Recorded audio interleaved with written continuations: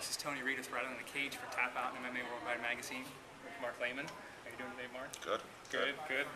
So let's jump into some questions here. We're holding these guys out there, trying to get things done on fight night. We don't want to hold them up too much. So we'll jump into some. Are we ever going to see a return of On the Mat with Marc Laimon in the UFC? DVDs, I don't know. Things like You'd have that? to ask the UFC, man. I just do what they say. Yeah. So. We missed those. That was like in the UFC in the 40s, but it's That's still... the 40s. Yeah, man, we're in the 30s. And I was just thinking UFC 33s when I first got back on pay-per-view. We're 100 UFCs from there. It's crazy. It's Man. crazy. It is crazy. Okay, you gave up a promising future as a chiropractor and moved from Wisconsin to Torrance to pursue BJJ at the Gracie Academy. Can you talk about how you came to make that decision? Because a lot of people are like, oh, I'd love to do that. You actually did that. Can you talk about how you came to terms to actually make that happen and make the move? I kind of asked myself, I didn't know what I was going to be like being a chiropractor, and I didn't know and there was no jiu-jitsu where I was at, so I was like, do I want to be? Yeah, nothing there at the time. Now there is, but back in the day there wasn't, and it was, do I want to be unhappy doing a job making a lot of money, or do I want to do something that I love and try to make a living at doing that? And a wise man told me once, the secret to life is to find something that you like to do and have somebody pay you to do it. So that's what I chose to do. Okay, and in less than a year after you owned the Gracie Academy, you left. You found there were some BJJ techniques that weren't being taught at the Gracie camp, and you thought there was just some stuff going on there. It was kind of like a cop-out. Johnny was playing there, so we'll jump back into one here. All right. So you're at the BJJ Academy, and you saw some techniques from Rivera's and other guys, and it wasn't being taught. And you kind of approached guys, and they said you weren't ready, and things of that nature. You thought it was just like a real cop-out. So why is it in the BJJ community that there's such politics or such holding back of information? Why do you think that came to be? I guess. I just think it's also a different culture. Like True. Brazil is also a different culture than America, and America's a different culture than Russia. Things are different. It came from Japan, which had a feudal system and everything. So just different lineages and different way things are done. And I think the Gracies had the right idea of trying to find out what really works and use that, and get rid of the stuff that doesn't work and use the stuff that does work. Kind of similar to like what Bruce Lee said. So it's not like it's a new concept, but they were doing it. But then it kind of seems like they shut themselves. Like they're like, oh, this is what we have and this is it. But the thing with sports and life in general, things are constantly evolving. And if you're not on the bleeding edge of technology, you're going to get left behind. And back then, jiu-jitsu was still. I mean, when I started, the first world championship was 1996. The first national tournament was 1993. That's not that long ago. It's not that old of a sport, so it's still really new. And to say that you know it all and this is the way it is and there's no other ways of doing it, to me is a little closed-minded. And, that's not my approach to doing things. I always think, there's guys that are out there doing it better. There's going to be newer, bigger, better athletes coming down the road, and there's going to be better trainers also. I think that, we're in the leather helmet area. We're in the leather helmet era of MMA right now.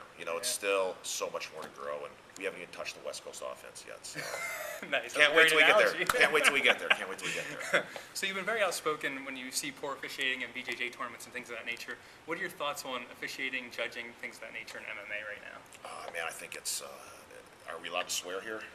Hell yeah, Hell fuck yeah, okay, whatever, all right. I think it's. You're basically fucking with people's lives.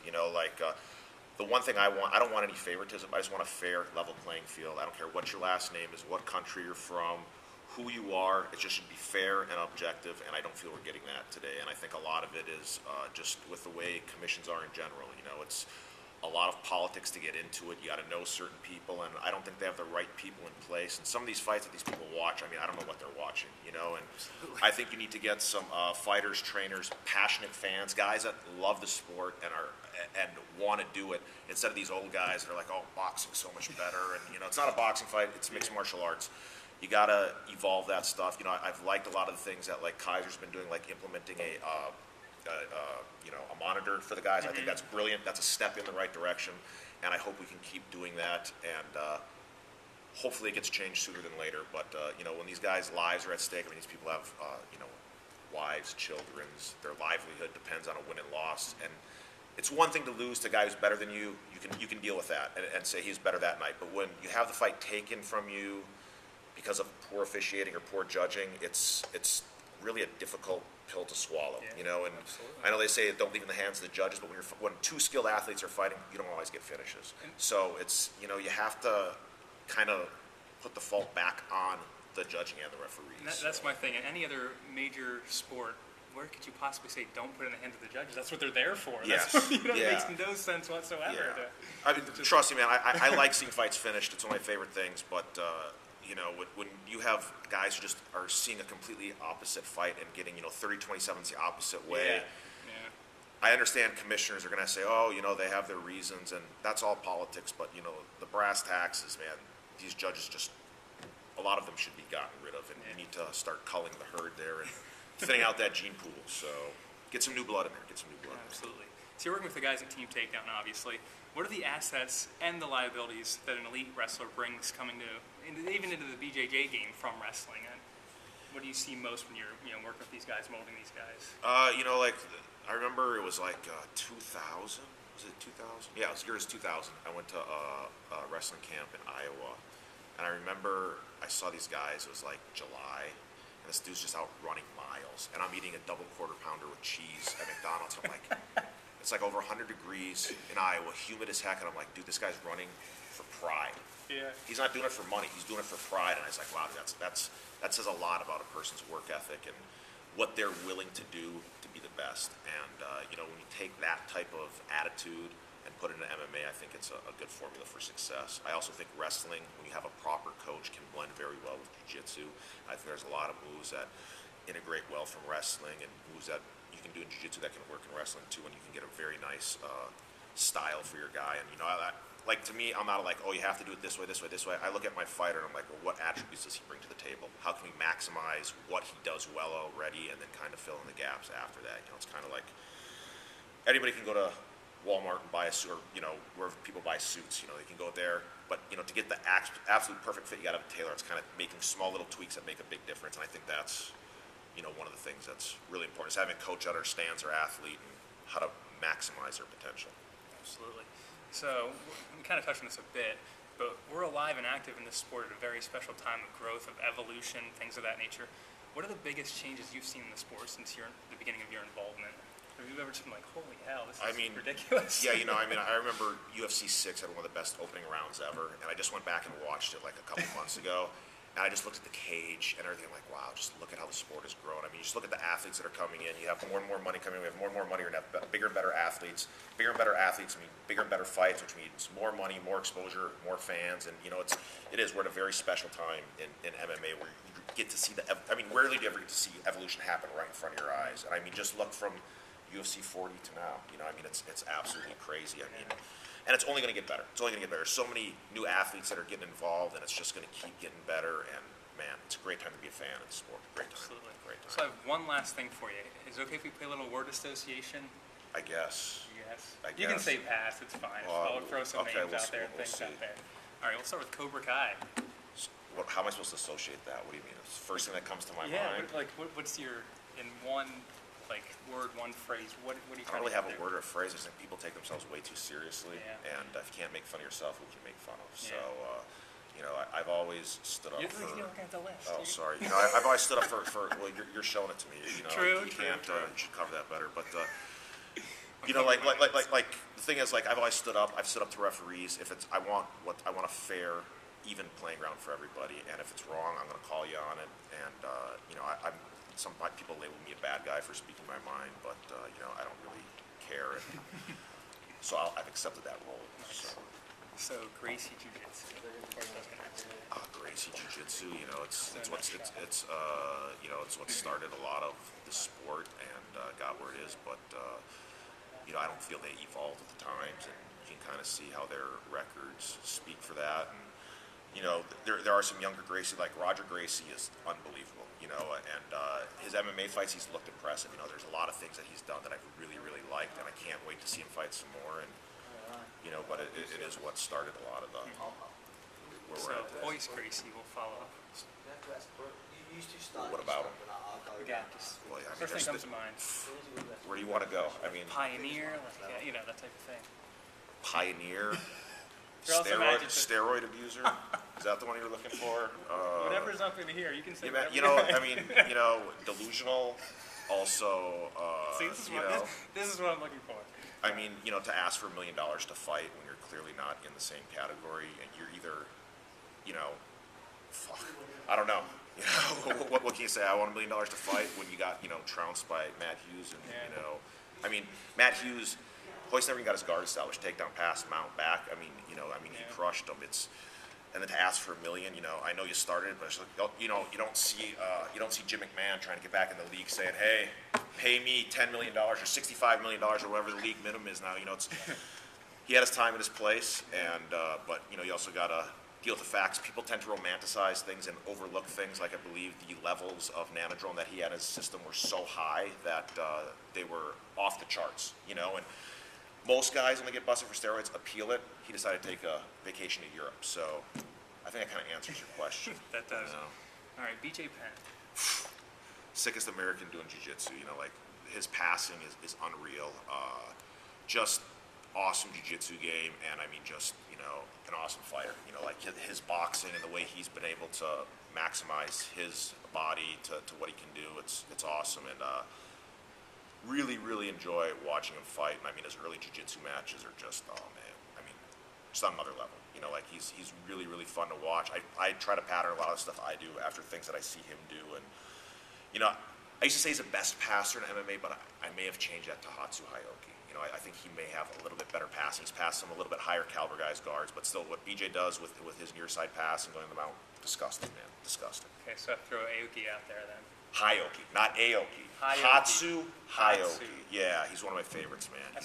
Aoki's good. Yeah. Aoki's good, but he's more of a going- guard. yeah, Hatsu Aoki. Hayoki You're going has got the Hayoki. sickest passing in MMA. He passed Barrett Yoshida's guard, and Barrett Yoshida's got an excellent guard, and I mean he passed right to mount.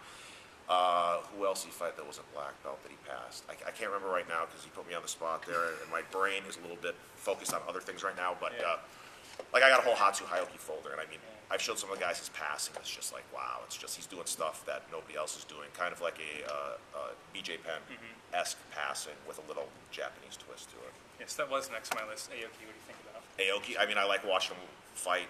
His guard's good. Yeah, he's definitely beatable, which you've seen. But he makes what he has work for him. I don't think he's the greatest athlete. He is fun to watch. I love some of the stuff he does, and every time he fights, I want to see it. Okay, Eddie Bravo. Eddie Bravo. We're just gonna run down the BJJ list here, just to kind of get Eddie Bravo, man, there's a lot of things he does that are really good and that influenced my game a lot because we've had many discussions about jiu-jitsu. He has certain views on things, I have certain views, but there's things that we both have kind of taken from each other, and he's definitely an innovator and got some really, really good things that he does. Some things I don't agree with, but that's what life's about is finding different pathways to the same situation or resolution. Two more for you. Damian Maya. Oh man, I mean, good jiu-jitsu, really fun to watch. Like his sweep game is sick. His mounting is awesome. I really like the way he passes directly in the mount a couple times. Like he does stuff that's really, really good. And as far as his gi jiu-jitsu, I mean, it's really good too. He's fun to watch. Fun to watch. Damian. And man, his boxing really got a lot better. That fight with Munoz, I was really impressed with how well his hands are. I mean, again, you can see Damian who came in as almost a pure jiu-jitsu guy, and now his hands are getting pretty good. You like seeing just that progression. I mean, that's awesome. That's just really, really awesome to see. Absolutely. Last one, Dana White. Dana White, I mean, dude, he's the man. I mean, if it wasn't for him, nobody would have a job right now. You wouldn't be sitting here talking to me. I don't know where I'd be, but it's somewhere in Vegas, right? Maybe, man, I might be somewhere in Wisconsin, but it's really awesome to get paid to be involved in the sport, and they took a lot of risks. They did a lot of things that people say you're not supposed to do, and I kind of like that approach. It's like if you do what everybody says, they do it because that's the way they think it's supposed to be done. But insanity is repeating the same process and expecting a different result, and they went at it differently. And I think you needed a guy like Dana who wasn't a corporate guy. Like he did things his way, and he's reaping the benefits of it right now, and we all are. There's so many more jobs created because of MMA. I mean, look at how much taxes Toronto made from that UFC. I mean, it's amazing how that. I mean, UFC is basically recession-proof. Like that was the only thing that was still going up. Well, every other business in the country is going down. They're still going up, and it's man, it's awesome. You know, I just wish they'd have more shows. You know, like, can we get Friday night fights? You know, I know they got a lot of fighters. Yeah, Let's get Tuesday fights. night, Friday Not night. Tuesday. Every Friday night, let's have fights. You know, let's have the Fertitas build a casino, a UFC station, and then let's have like a 5,000 seat venue. And then let's every Friday night, let's have fights. You can have some young up and comers. Maybe have a special match with like a a more Legends established series, guy. You know, and the then Masters they can also division. start. Hey, our pay-per-view is going to be here, and the more fights, the better. I think. You know, they got a lot of fighters. They've taken over a lot of organizations. Keep these guys busy. Let's keep them fighting. I love watching fights. I mean, I don't feel complete as a person. It's like, oh man, there's no UFC this week. What am I going to do? You know, what am I going to do, man? This sucks. You know, it's like, I'm just going to have to play World of Warcraft and wait, you know. But I wish they'd have, you know, because I see ESPN does it with boxing. And so the boxing fights are really good, but man, it's just not the same as MMA. You know, it's like you got two things to worry about in boxing. You got lots of things to worry about in MMA. So That's all I got. that's all you got? Anything you want to say before we sign off? Anything on your mind? No? Do I want to know? I don't know. I just started playing World of Warcraft. All right. Yeah, I quit playing Xbox. I haven't played it since December. Played a couple games here and there, but nothing major. I just got into World of Warcraft. And Yeah. what I really like about that is it's kind of like building a fighter. You know, it's like you get to add different pieces of armor and weapons, and you can have different play styles, and you know, it's pretty cool. It's pretty cool. And the best part about There's do you a play picture video games? Do you there. play video games? I'm not allowed. You're not allowed to play video games. Well, if any of you guys play video games out there, if you play like Fallout 3 or Grand Theft Auto, you put $50, $60 into a video game, and then all of a sudden that game ends, there's nothing to do with your character. World of Warcraft has been going on for years. You get your characters to like, once you hit the level cap, you still have like half the game left. So it's like, I look at it as like I'm building these fighters and I get to use them forever. And different, you can use different guys for different tactics and different, you know, strategies. It's very similar to fighting, and it's pretty addicting too. You know, it's just like fighting. Like, I think it's a very good blend with MMA. And if I was an MMA fighter, I know a lot of these guys like to play video games, and a lot of these guys play Xbox. And I used to hate World of Warcraft. I played it like 3 or 4, maybe 6 years ago, and I was like, man, this game's stupid. It's retarded. Why would I want to play this? The thing that sucks for fighters is when you come to these hotels, it's always hurry up and wait. You know, you got to come here. It's a whole week. It's like, hurry up and wait. Oh, you got to be here. Okay, wait. And then you got to kill all this time in your room. You bring your Xbox here, you try to plug in, you can't get Xbox Live. Now you got to play the single player. It's not the same. So you don't have a good way to kill time. If you get World of Warcraft, it's on your laptop. Any type of internet connection will run it. You have your game with you all the time, and it's your character's always there. No matter where you go in the world, he's stored online. It's a beautiful thing. And if I was a fighter, that's what I'd be doing. But if you have a family, a girlfriend, and work, you know, it could ruin your life. Luckily, I don't have a life to ruin. So it works well for me. But even with that, I got everything in moderation. You know, it's fights, World of Warcraft. Couple, you know, Shark Week was good this week. Nice. I got some I was television disappointed shows. though. You I was know what? expecting a lot. Yeah, I don't think they lived up to the hype They this did year. not. There's no way.